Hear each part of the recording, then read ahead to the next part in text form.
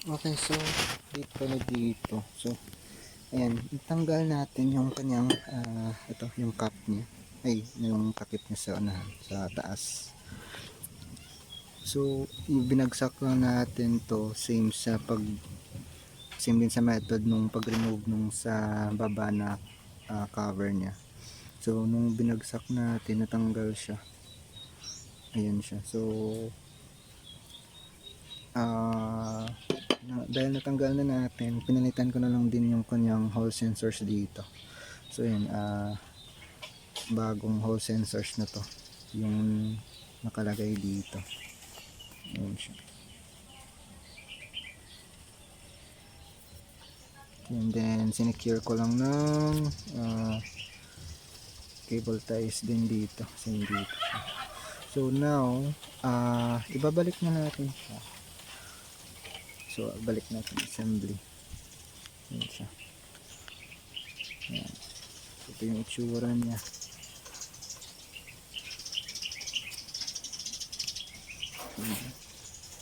So dito lang lumulusot yung kanyang face wires. Yan.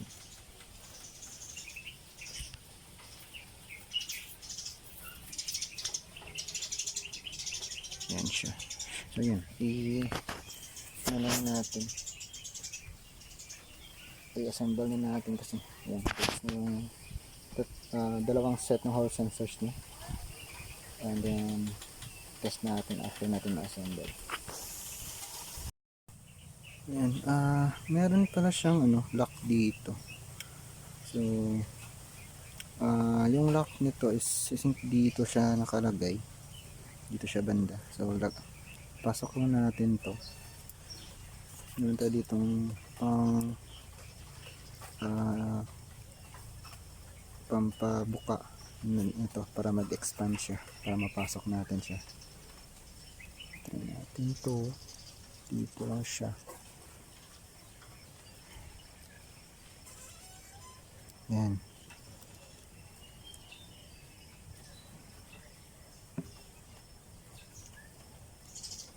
Wait, tama ba to? Mukhang nagano na ata siya, kasi nung kinuha namin to before, wala pa kaming tools na ginamit, kaya mano-manong ata ginamit namin din, mga screwdriver ata yun.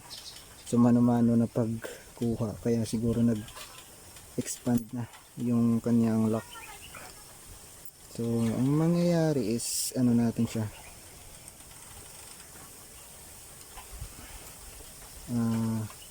need natin siya i-compress ulit. Oh naku, baka masira to pag i-compress lang natin siya ulit.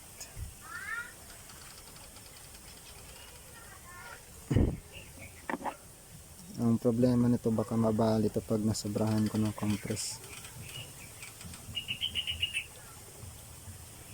So lang natin, tawag na to, unti-unti lang natin i-compress siya ulit.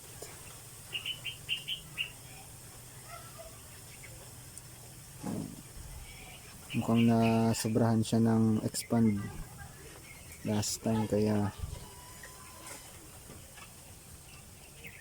hindi na siya mag-lock properly. So try natin ulit. Yan.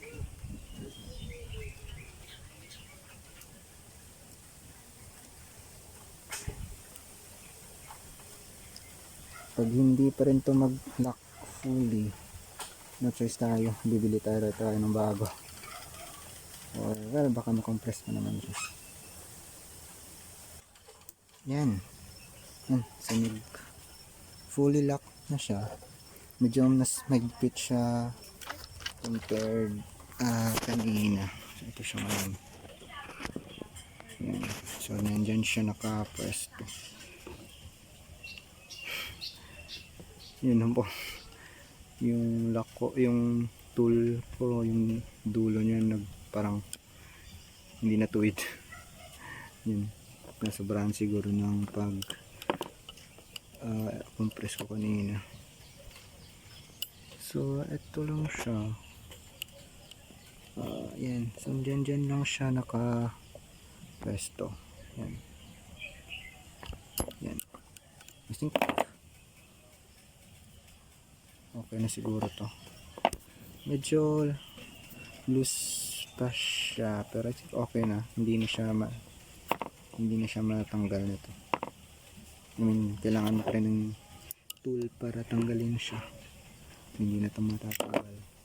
So, mas okay siya compared kanina. Yan. Pero, yan, medyo loose lang siya.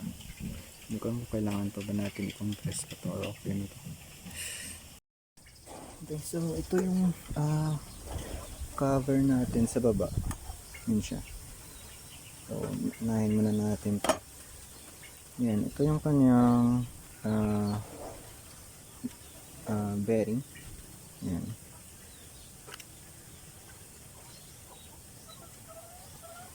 Yan siya.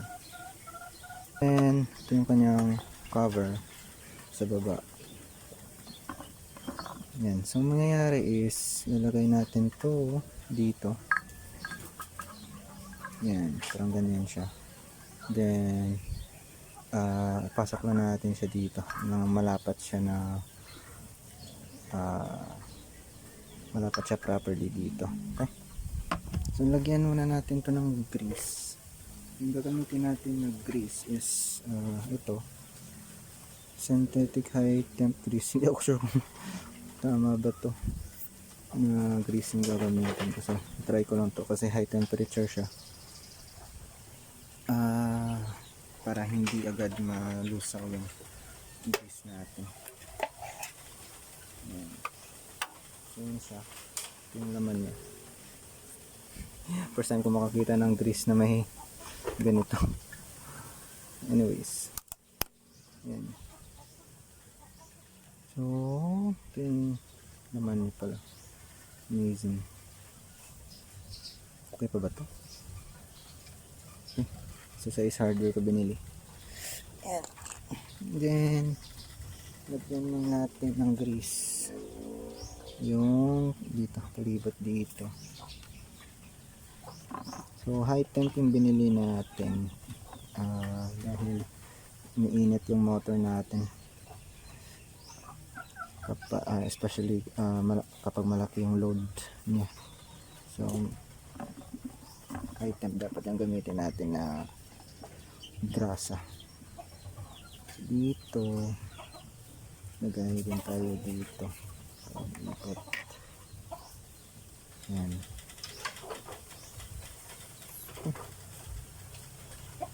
Pinata to. Pasok lang natin dito. Yan. Yung nangyari is papukin lang natin to ng ito rubber mallet. Then dapat tama na yung pwersa natin para hindi mabiyak to. Baka mabiyak to pag malakas yung pwersa natin. So try muna natin to. Meron ako ditong block of wood pang distribute ng force.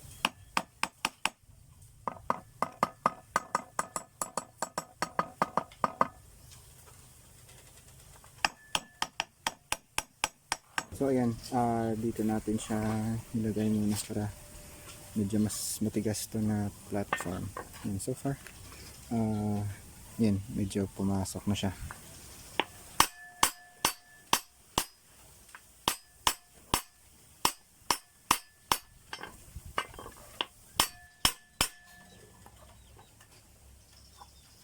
Yan, yan, so far goods na pasok na siya. Hindi ako sure kung sakto na to kasi parang may maliit pa na part na lumalabas. I think siguro goods na to. Try ko pa ulit ipakpukin kami. Baka pumasok pa siya. I think okay na siguro to. Bisin na natin yung excess na mga grease. So yun na, light off lang natin yung mga excess na grease dito. Tapos Lagyan din natin ng grasa yung dito na part. Siya.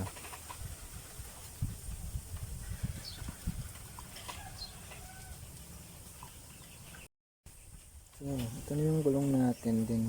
Ito na magnet. Then, ito na yung takip natin. So, ganito siya. Lagyan natin siguro ito muna ng gasket maker. So, gasket maker siya. Pero, alisin muna natin yung mga tira-tirang sealant dito. Dito. Then, siguro ito rin. Paalisin din natin ito. So, cleaning muna natin to. Then, saka natin lagyan ng gasket maker. So, ito pala yung gagamitin natin na gasket maker. So, high temp din to. Mas suitable guys dito. Try muna natin. Ito ngayon, nalinis na natin siya. Nalis na natin yung mga residue nung sealant na before. Ito nalinis din natin ito. And then sa baba, yung sa kabila, nailinis na rin natin siya. Ito. Then, yan. Tapos, gagamitan lang natin siya ng ito. Buksan ko lang. Then, ito lang yung kanyang directions.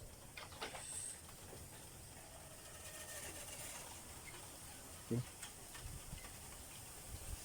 So, ito yung kanyang applications, directions, then safety, first aid directions. Okay.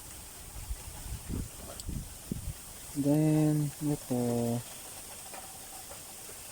puncture lang natin siya.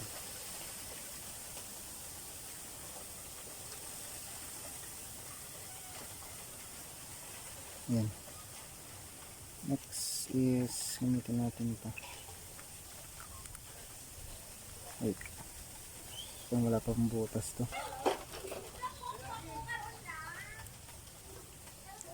So, replace lang natin. Tapos, wait. Bakit naglalak to? GG. Hindi siya naglalak for some reason. But, nako. Hindi siya compatible. Ang laki ng butas niya. Tapos, parang makita yung butas dito. Tapos maliit. Nako. Wait lang. No choice, hawakan talaga natin siya. Ba't ganito? Hindi compatible yung kanyang ito yung cup niya. Tama ba? Ganito ba talaga dapat? Hindi, yung thread niya maliit to. Kasi ang laki ng thread niya dito. Anyways, hawakan na lang natin. Or, pwede natin i-tape siguro. Wait lang. Yan siya. So, lagyan lang natin ito.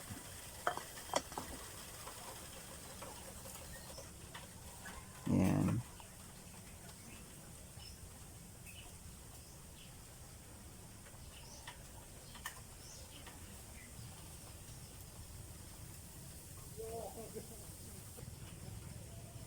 Oh! Naglilik na pala dito. Hindi ko napansin. Anyways. Lagyan na natin ito. Like this.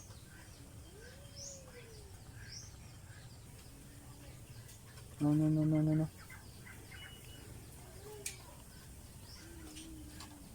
Yan siya. Tapos, lagay lang natin na ganito. Tapos, screw lang natin. Hindi ako sure kung mabilis lang ba itong mag-dry. Mabilis lang siya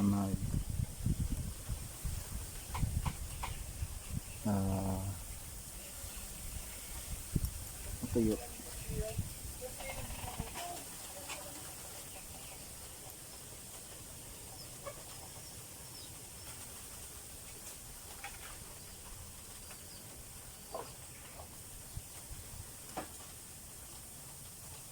Tighten lang natin ng mga screw.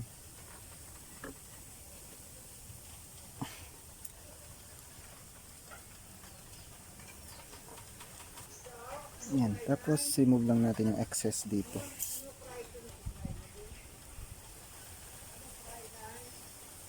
Yan. Halagyan na natin siya ng gasket maker. Then, yan for water sealant.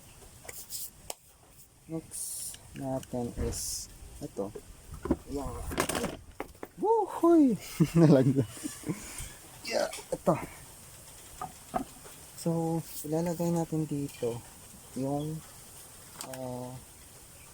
rotor. Ay, sorry. Yung stator natin.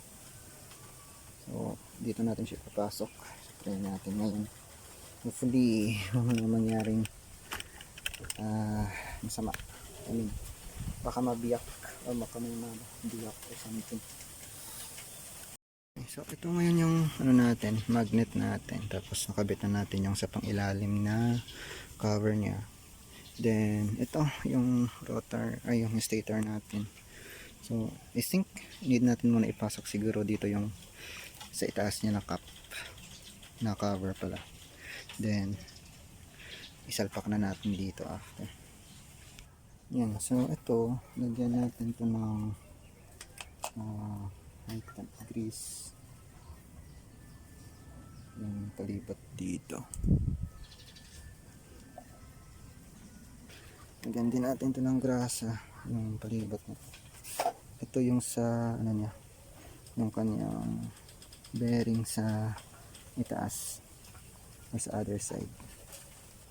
Tapos yung sa kabila yung dito na part, lagyan din natin ito ng grasa dito kasi papasok yung bearing dito mamaya. Ayan. So lagyan na natin, so pasok na natin yung takip nya dito sa anuhan.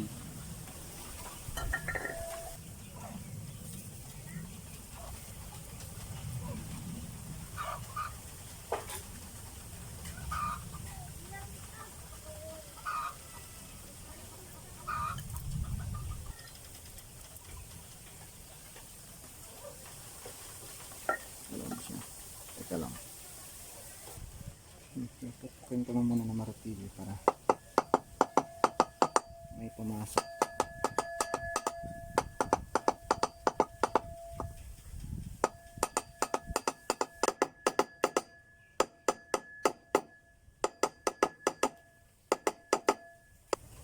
So ito na siya ngayon. Yeah. So yan, nalapat na siya. Unti-unti ko lang siyang pinukpok until lumapat siya dito talaga. So yan. So far so good. Moment of truth ba to? Ano na natin. Pasok na natin.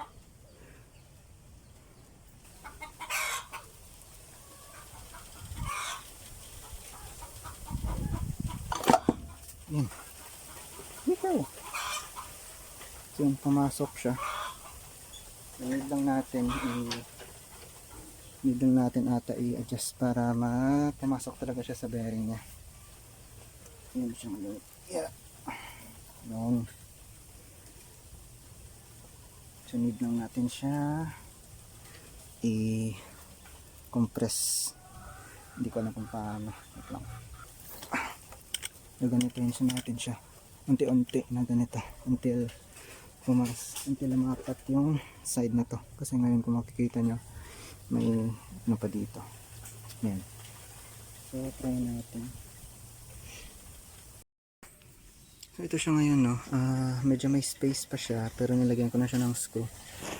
Hindi ko alam kung tama ba to na kahit ganito yung space niya, lagyan mo na siya ng screw. So ginagawa ko is ito, unti-unti kong hinigpitan, tapos ito naman din, ito palibat siya na pag unti-unti na paghigpit ng sa lumapat na yung ano dito, yung kanyang cover.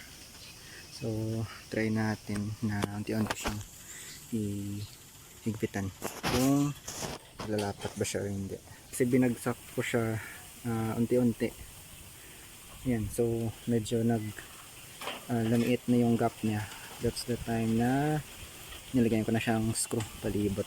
So yan siya. try ko muna siya unti-unting i-screw. Try natin kung didikit siya. Ayan. So ayan siya ngayon, no. So maliit na lang yung gap niya. Ang nangyayari parang may tunog na lumalabas, no? Parang ganun.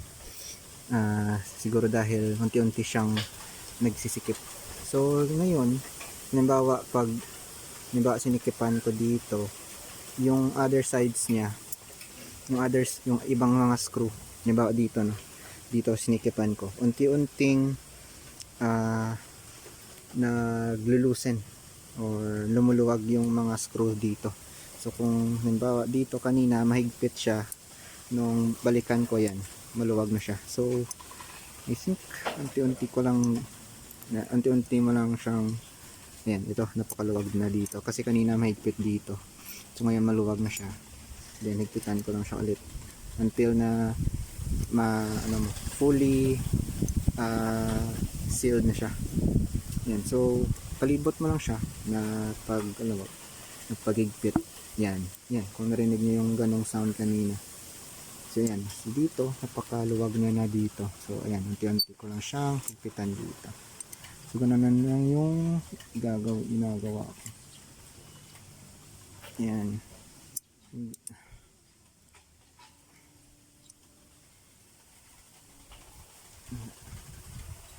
So yan lang, try ko na lang muna, tapos check natin mamaya kung mag-higpit talaga siya fully.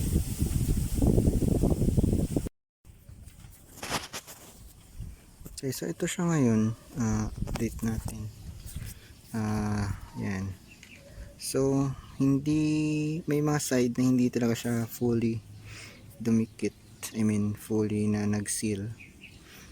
Ang isang reason dito is that tumigas na yung gasket maker natin na nilagay dito, kaya nag-add siya ng additional layer dito. So hindi siya fully compress dahil sa gasket maker na nilagay natin. Yun, so tumigas na siya, kaya ayun. Yung ibang side naman okay naman siya, lumapat naman siya, dumikit naman siya. And for example ito, fully compressed naman siya, although may kaunting gap lang, pero ayan nga, feeling ko sa tumigas siya na gasket maker din dahil mukhang matagal natin kanina siya na hindi na lagay. So siguro ang mangyayari, pwede ko siyang alisin ulit, then palitan ko yung gasket maker, pero medyo matrabaho na kasi alisin ko naman to ulit, then yung top niya alisin ko rin, so medyo matrabaho siya.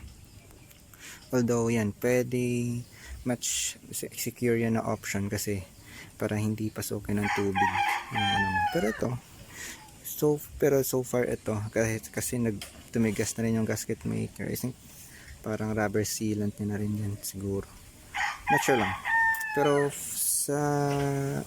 I think hindi ko muna siya bubuksan, lagyan ko na lang siya ulit na ito ng gasket maker dito, yung sa side na to, para at least makover yung part na to na hindi talaga nag fully seal.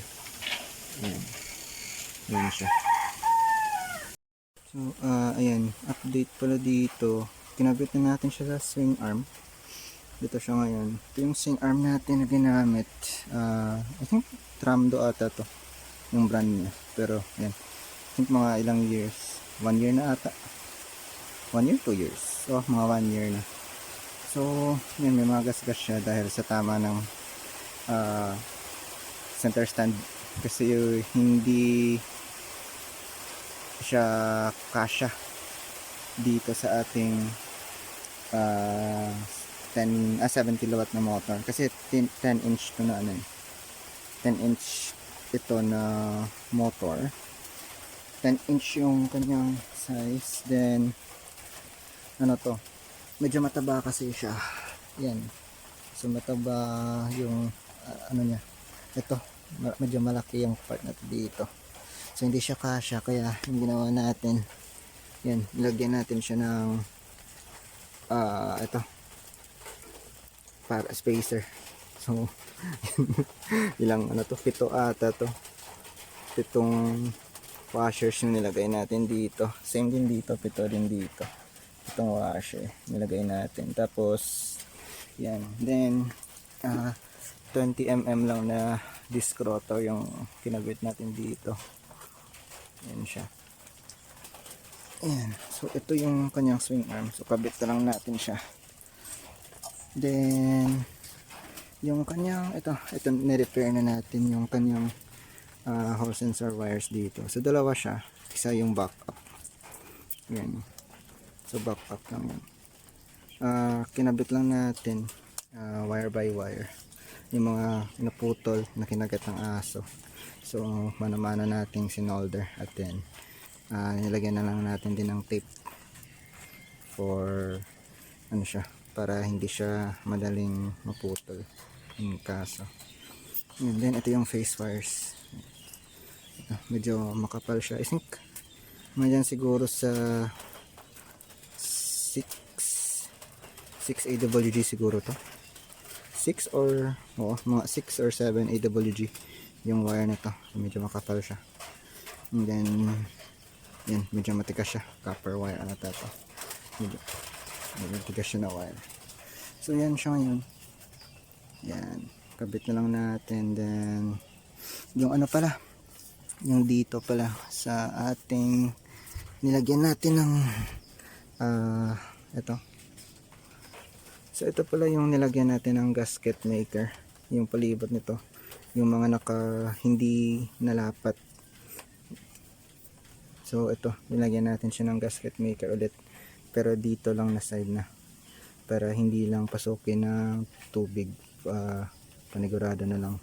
Although may gasket maker na siya dun sa loob. Pero tumigas na kasi yung gasket maker na nilagay natin. So nilagyan ko na lang din. So ngayon natuyo na siya, and so far so good naman. Ayan. Then yeah, kabit na lang natin to. Hopefully gumana siya. Then yung siguro for now. Okay, so test natin ngayon yung motor natin.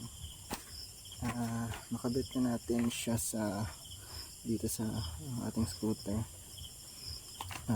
Then ito shock and yung kanyang yung swing arm. Then ito na yung gulong niya. Hindi pa natin pinakabitan ng brake caliper, so test muna natin.